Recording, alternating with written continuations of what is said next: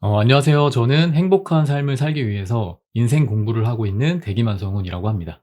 이번 영상에서 행복해지기 위해 반드시 알아야 할 인생의 10가지 분야 목록을 설명드리고 공부 방법과 현실적인 목표까지 이야기해 보려고 합니다.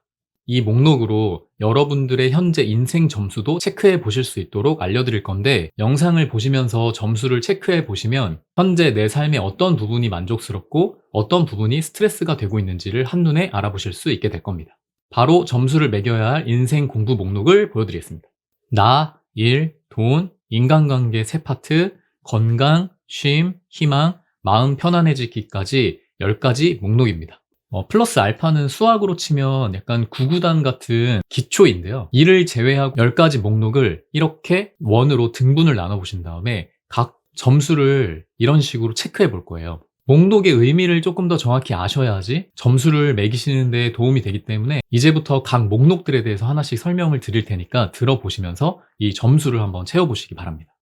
첫 번째 목록은 얼마나 나답게 살고 있는지에 대한 점수입니다. 우리 사회는 나다움을 잃어버리고 사회에서 원하는 대로 맞춰 사는 경우가 너무 많습니다. 나 자신을 잃어버리면 행복에 가까워질 수가 없기 때문에 나에 대한 알매 점수가 높아져야 됩니다. 그런데 생각보다 나 자신을 아는 사람들이 그렇게 많지가 않아요. 여러분들은 어떠신가요? 내가 좋아하는 것, 내가 하고 싶은 것, 나의 차별화된 특성, 나의 꿈, 나만의 색깔이 무엇인지 확실히 알고 계신가요? 원의 끝이 100점이라고 가정을 하고 점수를 한번 매겨보시기 바랍니다. 만약에 50점이면 이렇게 중간에 표시가 되겠죠. 지금부터 나머지 목록들도 이런 식으로 점수를 매겨볼 겁니다. 두 번째 목록은 일인데요. 많은 사람들이 돈 많은 백수가 되고 싶겠지만 사실 일을 하지 않는 사람들은 노화도 빨리 오고 금방 무기력해지고 가지고 있던 능력들이 빠르게 상실된다고 합니다. 그만큼 일은 삶에서 되게 중요한데 근데 전업주부는 이건 일이라고 볼 수 있을까요? 아닐까요? 저는 주관적일 수 있겠지만 일이라고 볼 수 있다고 생각합니다. 이 일에 대해서 조금 더 정확하게 이해를 해봐야 될 필요가 있는데요. 여기서 제가 표현하는 일은 단순히 직업이나 직장 이런 게 아니라 사명에 가까워요. 제가 의미하는 사명은 이 세상에서 나의 쓰임새를 알고 이를 위해 전념하는 것인데, 이건 한 인간의 존재의 가치와도 연결이 되어 있어요. 간혹 어떤 사람들은 좋아하는 일, 하고 싶은 일 따위 필요 없다, 돈을 먼저 벌어야 내가 하고 싶은 일도 할 수 있는 거 아니냐라고 하기도 하는데, 이거는 각자 주어진 상황이나 성향에 따라서 필요한 얘기가 될 수 있는 거지 이게 정답은 아니라고 생각하거든요. 오히려 정답에 가까운 거는 내가 세상에서 이러한 쓰임새가 필요해서 존재하는구나 라고 사명감을 느끼면서 그와 관련된 일에 열중하는 겁니다. 이런 관점에서 여러분들의 일 점수는 몇 점이라고 생각하시나요? 현재 직장과 직업에 만족하고 계시나요? 아니면 돈은 벌지만 영혼 없이 노예의 삶을 살고 있는 것 같다고 느껴지시나요? 일에 대한 자부심과 사명감을 느끼고 계신가요? 한번 고민해 보시고 또 점수를 매겨 보시기 바랍니다. 세 번째 목록은 돈입니다. 돈은 현재 월급을 충분히 받고 있거나 모아놓은 자산이 많으면 만족도가 높다고 생각하실 수 있는데, 조금 다르게 접근해 볼 필요가 있습니다. 돈 점수를 생각해 볼 때 크게 3가지 측면에서 생각을 해보면 좋을 것 같은데요. 일단 소득과 지출로 나눌 수가 있어요. 소득은 높이고 불필요한 지출은 낮추는 것이 돈 점수의 기초가 됩니다. 이외에 들어온 돈에 대해서 관리하는 것까지 점수에 포함을 시켜야 돼요. 이 돈 관리가 투자의 개념인데, 오늘은 점수 올리기가 목적이라기보다는 이 목록을 설명드리는 게 목적이다 보니까 간단하게만 설명을 드리자면, 이 돈이라는 것은 흐름이 있어서 흐름을 만들어줘야 가치가 상승을 해요. 흐름이 없으면 돈의 가치는 완전히 떨어집니다. 그럼 이 흐름이 전혀 없는 게 뭘까요? 바로 집에다 고이 모셔두는 거예요. 은행에 저축하는 거는 이 은행이 그 돈을 또다시 대출을 해주거나 아니면 투자를 하면서 돈의 흐름이 생기기 때문에 이 이자라는 만큼의 가치가 상승을 하는 겁니다. 그래서 소득과 지출 그리고 들어온 돈에 대해서 얼마만큼의 가치를 상승시키고 있는지 이 관리 차원까지 생각을 해보시면서 종합 점수를 매겨보시면 됩니다. 혹시 제가 설명을 드려도 점수를 좀 어떻게 매겨야 되는지 어렵거나 애매하실 수 있는데 괜찮습니다. 그냥 편안하게 주관적으로 점수를 매겨보시면 돼요. 지금은 목록이 좀 잘 이해가 안 되고 점수가 높다고 생각했는데 나중에 보니까 오히려 점수가 낮은 것일 수도 있어요. 근데 이걸 알게 된 것만으로도 점수가 올라갔다는 증거이기 때문에 전혀 개의치 않으시고 편안하게 점수를 매겨보시면 됩니다. 이거는 남과 비교하는 게 아니라 현재의 나 자신과 미래의 나 자신을 비교하는 거기 때문에 그냥 편안하게 점수를 매겨보시면 되겠습니다.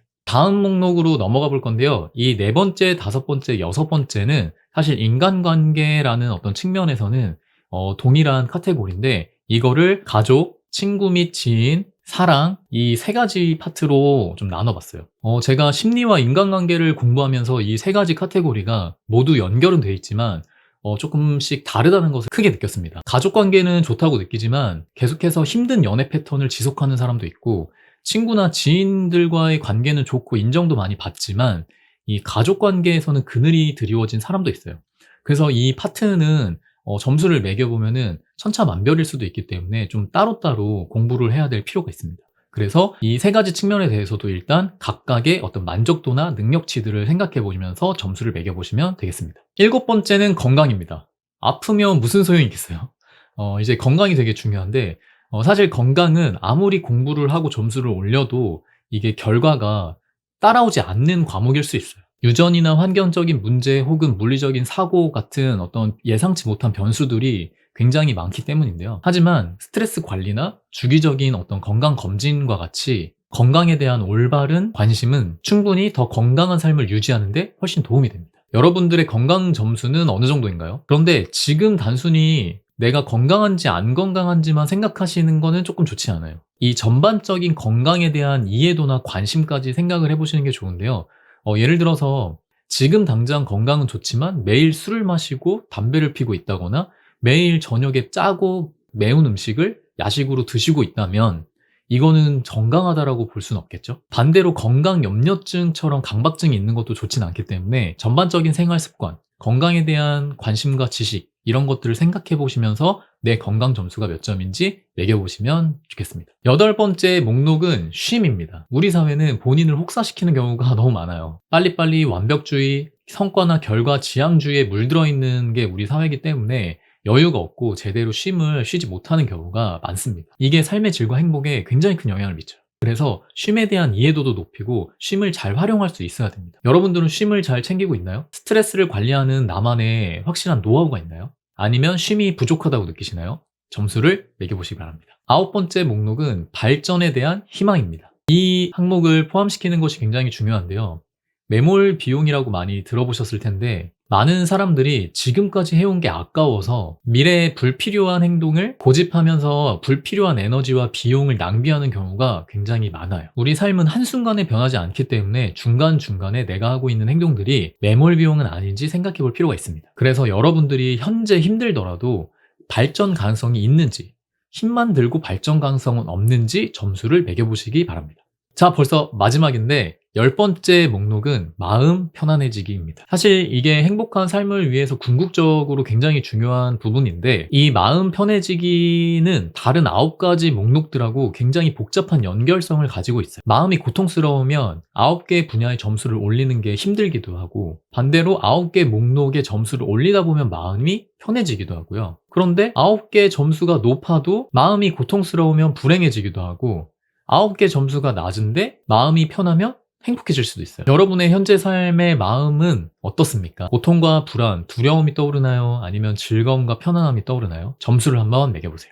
자, 여러분들의 최종 점수는 어떠신가요? 어떤 분들은 원의 모습이 나오기도 하고 어떤 분들은 삐쭉빼쭉 할 수도 있어요. 어떤 분들은 크기가 클 수도 있고 어떤 분들은 작을 수도 있습니다. 이 점수를 실제로 매겨보는 것만으로도 굉장히 느끼시는 바가 있으실 텐데요. 이 점수가 이제부터 시작이자 내가 발전하고 있는지 내가 올바른 방향으로 가고 있는지에 대한 지도이자 나침반이 되어줄 거예요. 그리고 실제로 미래의 점수를 매겨봤을 때 지금보다 원에 가까워지고 크기가 커지는 걸 눈으로 실제로 보면은 엄청난 성취감을 느낄 수가 있습니다. 자, 그렇다면 문제는 이제 이 점수를 어떻게 높일 것이냐 하는 건데요. 그래서 제가 실천하고 있는 목표나 방법에 대해서 간단하게 설명을 드려볼 건데요.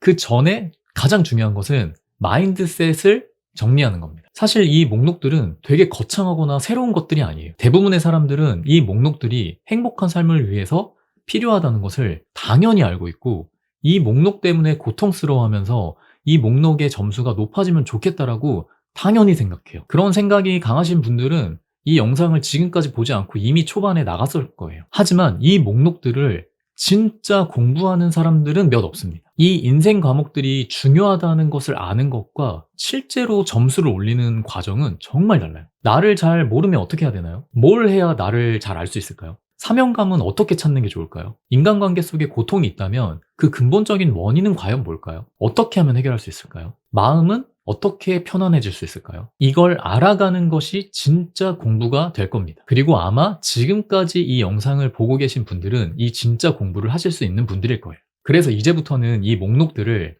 수능이나 자격증 시험 공부처럼 100점 만점 기준의 하나의 과목이라고 생각을 해보셔야 돼요. 그냥 쉽게 우리는 지금 대입 수능이 아니라 인생의 수능을 치른다라고 생각하시는 게 더 도움이 돼요. 과목은 언수회, 사탐, 과탐이 아니라 이 10가지 목록이라고 생각을 하시면서 공부를 해나가면 되는 거죠. 그런데 가만 보면 이 목록들이 서로 다 연결되어 있음을 느끼실 수 있을 겁니다. 사명은 내가 어떤 사람인지 잘 알아야 발견할 수가 있게 되고, 또 사명을 돈과 연결시켜야 행복하게 일을 할 수가 있고, 인간관계도 단순하게 심리, 처세술, 대화법 이런 것뿐만이 아니라 나 자신을 잘 알아야 근본적인 문제들을 해결할 수 있고, 이 과정들이 힘들다 보니까 에너지 충전을 위해서 쉼과 그리고 마음 편해지기가 반드시 필요해요. 그래서 이 10가지 항목들의 점수를 한 가지만 높이는 건 크게 중요하지 않고 골고루 높여야 돼요. 그래서 목표 점수를 평균이 아니라 모두 80점을 맞겠다라고 생각하시면 삶의 질이 전반적으로 굉장히 좋아집니다. 근데 왜 100점이 아니라 80점인가? 이런 인생 공부는 결국에 행복해지려고 하는 건데 오히려 100점을 맞는 거는 스트레스가 될 수가 있어요. 이해되시겠죠? 자, 이렇게 마인드 세팅과 목표를 잡아봤다면 이제 공부할 교과서가 있어야 됩니다. 일단 제가 하는 방법을 예시로 들자면, 저는 이 교과서를 서점에 있는 자기계발서나 다양한 책들로 삼고 있어요. 만약 첫 번째 목록인 나 자신에 대해 아는 것에 대해서 점수를 올리고 싶다면 일단 제가 궁금하거나 고민이 되는 걸 적어봐요. 나 자신을 알려면 어떻게 해야 되지? 이게 고민이라면 나 자신이 스스로 어떤 사람인지 알아볼 수 있는 그 방법에 대해서 설명해 주는 것 같은 책을 찾아서 읽어보는 거예요. 여기서 팁을 조금 더 드리자면, 이 점수가 낮을수록 고민이 추상적이어지고요, 점수가 높을수록 고민이 구체적으로 바뀌어요. 만약에 점수가 좀 아직 낮아서 고민이 너무 추상적이라면은 구체적인 책 한 권을 찾는 게 어려울 수 있거든요. 이럴 때는 한 3권 정도의 책을 찾아서 러프하게 읽어보는 게 굉장히 도움이 됩니다. 그렇게 3권 정도의 책을 읽다 보면은 이 궁금증이 구체화되거든요.